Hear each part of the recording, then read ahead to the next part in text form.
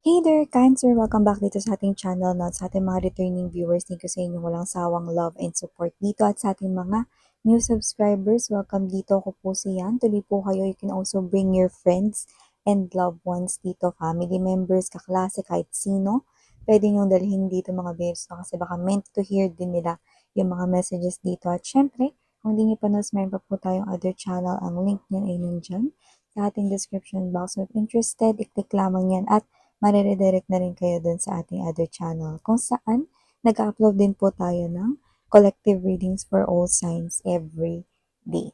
At yun nga, wala tayong gender dito sa babae, lalaki, LGBT, lahat welcome. Pwede nyo rin pong i-switch at pagpalit-palitin yung mga roles kasi yan ay general reading. So just take only what resonates at may free will din kayo kung gusto nyo i-claim yung mga messages at gawing guidance or not. Kung may cross-watchers dito si Cancer, welcome ka rin. At kung may Cancerian placement sa kanilang natal or birth chart, welcome din kayo. So let's go ahead and check these messages here for you, Cancer. Archangel Michael, thank you so much together with the angel guides. Can we get messages for Cancer, please? What this Cancer needs to know? Can you please show me, Cancer? Mga mensahe for Cancer, please.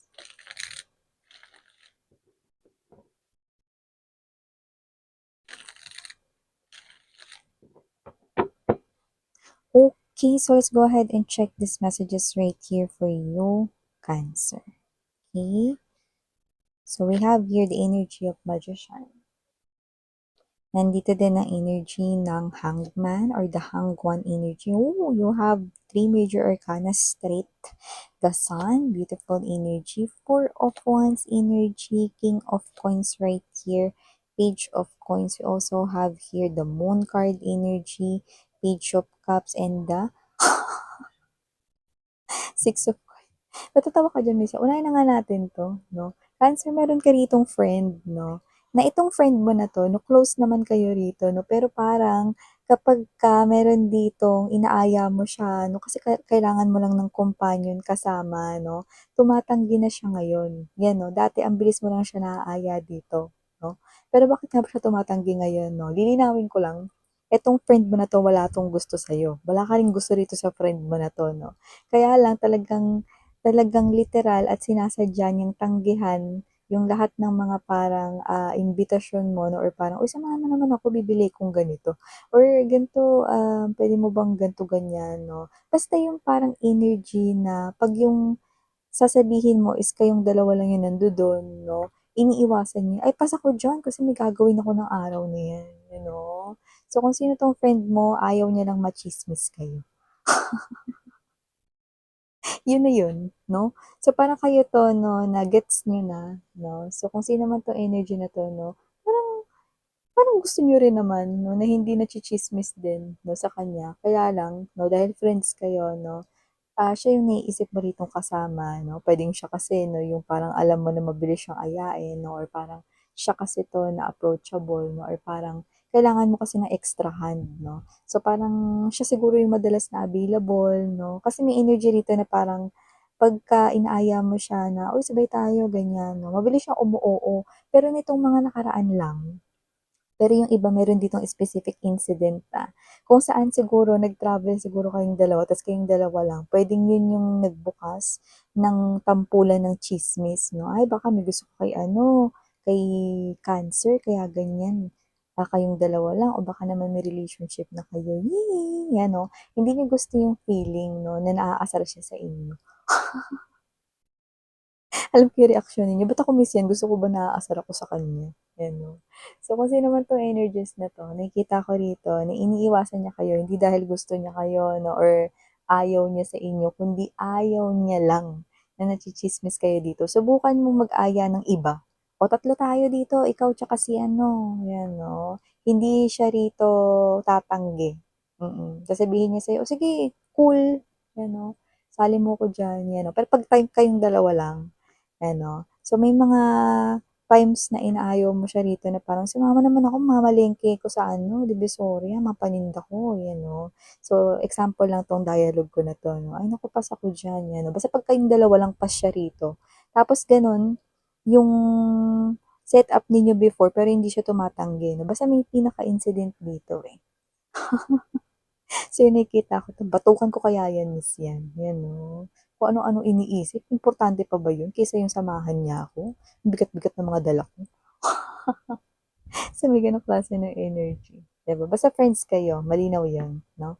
Wala ritong ibang emosyon. So maliban diyan nakikita ko rin dito mga babes 'no, that you've got right here, actually 4 major arcanas pero ito kasi sunod-sunod.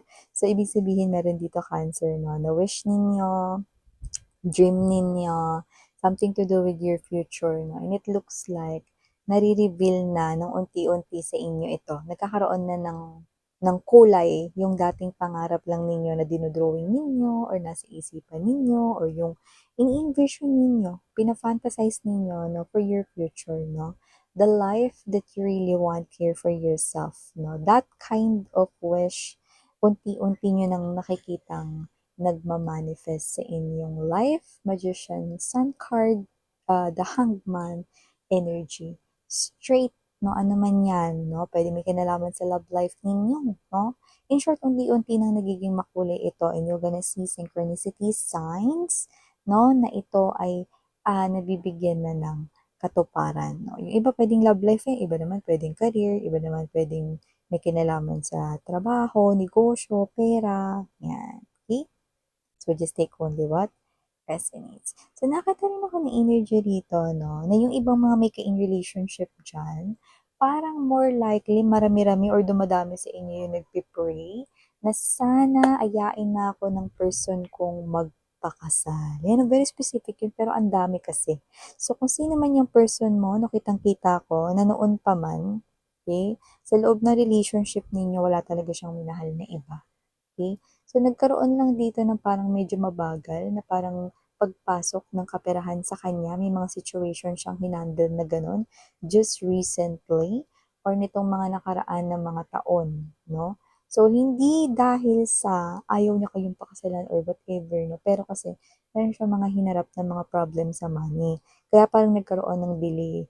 Pero dito pa lang, no, kitang-kita ko na panalong-panalo kayo, no, Page of Pentacles energy.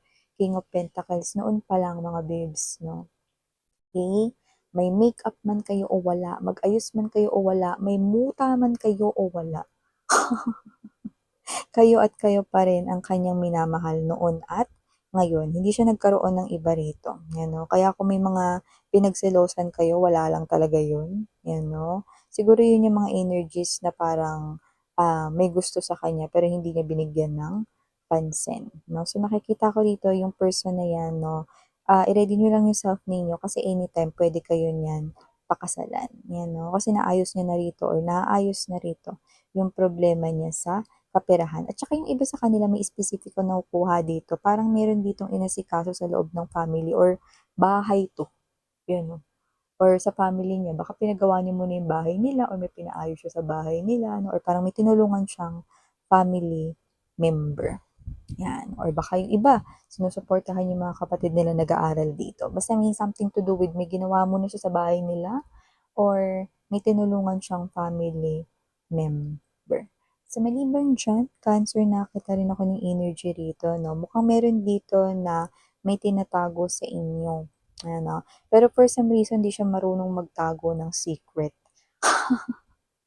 It's either nasasabi niya rin yun, 'no, ng hindi niya kayang maitagal 'no, na itago ang isang bagay, na makuwento siya, yun yung nakita ko rito. Or pangalawa 'no, kung ano man yun, hindi naman ito yung as in, "Uy, mabigat ba yung secret na yan, miss yan, ikakawasak ba yan ng earth?" Yan 'no. Hindi naman. Hindi naman 'to ikakawasak ng mundo ninyo 'no, pero kung sino man 'to nakakatawa lang 'no, kasi parang hindi mo na kailangan hagilapin yung secret na parang kailangan mo lang siyang bilangan ng ilang araw.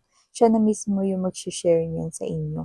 Actually, yung iba nga sa mga tinatago nila rito, no, is posibleng nauna nyo pa ritong malaman. You know? Kung sino man yan, feels like it's a friend or someone here na posibleng nakakakwentuhan mo. Nakakatawa yung ganun, no? Yung nauna ka pang malaman yung ikikwento niya sa'yo. So, yung nakita ko rito.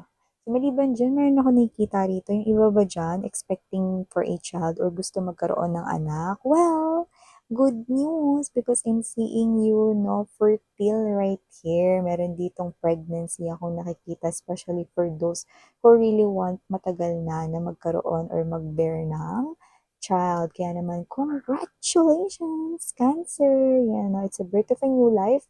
And sa iba, it's literally a new born, a new life.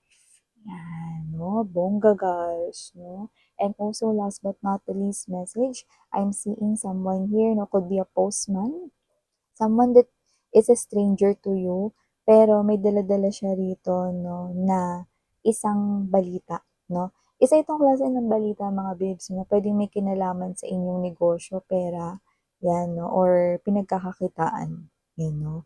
So, someone na hindi mo kilala yung maghahatid sa'yo ng balita pero alam mo kung anong klase yun. Okay? It could be in a form of a letter or it could be, a call. Basta you will definitely hear someone or see someone na hindi mo kilala. Parang, kartero, ganyan. Or parang, di ba yung mga customer service, di mo naman kilala pero di ba tumatawag sa'yo. Diba? Ganon, may klase ng energy. But yung pag-uusapan ninyo or yung sasabihin niya, alam mo kung ano yung tungkol dun. Yan. So, yeah, another good news here for you, Cancer. So, thank you so much again, and Yuriana on me, Sarang Love and Light.